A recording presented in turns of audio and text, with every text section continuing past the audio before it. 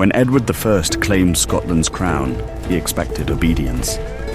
Instead, he sparked a legend. William Wallace would rise from outlaw to warrior, rally a nation, and light the path that would carry Scotland toward freedom. In 1296, Edward I stripped John Balliol of the Scottish throne, turning a sovereign nation into a subject realm and leaving its people ruled by a foreign king. What followed was a quiet, bitter submission, the kind that settles only when a country is forced to bow. From that bitterness, a single act shattered the silence. In 1297, in the town of Lanark, the English sheriff William de Heselrigg fell beneath Scottish blades, a killing led by a towering outlaw named William Wallace, whose fury had outgrown obedience. It was not yet a war, it was a refusal. And refusals, in the right moment, can ignite a nation. Wallace moved through the glens like a gathering storm.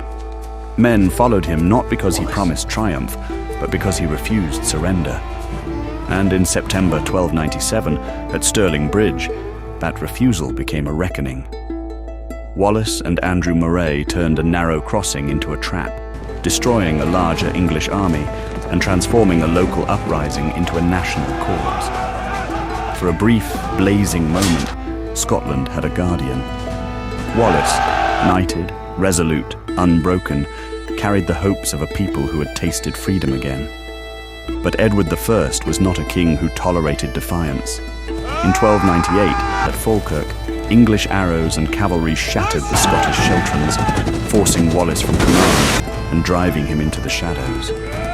Yet even in defeat, he did not disappear. He became something harder to kill, a symbol, a reminder that Scotland's spirit had not been conquered, even if its armies had. But symbols can be hunted. In 1305, betrayed near Glasgow, Wallace was taken in chains to London. There, before foreign judges, he was condemned for treason, though he had never sworn loyalty to the king who sentenced him. His execution was brutal by design, meant to erase him from memory and warn all who might follow. Instead, it forged a folk hero. Wallace died, but the idea he carried, that Scotland should choose its own fate, lived on in every village, every glen, every whispered story of resistance. 9 years later, that idea rose again. In 1314, at Bannockburn, Robert the Bruce led the Scots to a victory that shook the English grip from their land and carved a path toward independence. The triumph belonged to Bruce, but the fire behind it had been lit long before, by a man who fought with nothing but conviction and a nation at his back. William Wallace did not live to see Scotland rise, but Scotland rose because he lived.